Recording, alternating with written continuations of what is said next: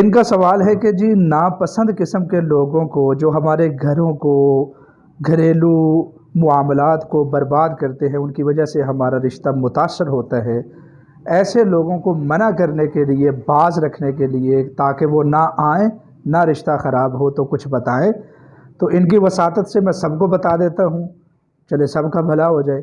اگر کوئی آپ کے معاملات میں بھی ایسا ناپسند بندہ ہے جس کی وجہ سے آپ کے معاملات متاثر ہو رہے ہیں، لیکن وہ ناحق ہو، یہ شرط ہے کہ وہ ناحق ہو۔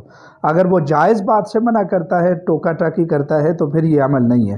ناحق ہو تو یا مانعو، اللہ تعالیٰ کا نام ہے یا مانعو، اس کو روزانہ 313 مرتبہ پڑھیں۔ چند دن عمل کرنے سے انشاءاللہ العزیز ایسا ناپسند آپ سے بالکل دور ہو جائے گا اور آپ اس کے شر سے محفوظ ہو جائیں گے۔ جو لوگ عمل کرنا چاہیں وہ کمنٹس میں سبحان اللہ لکھیں اور ہمیں فالو کریں۔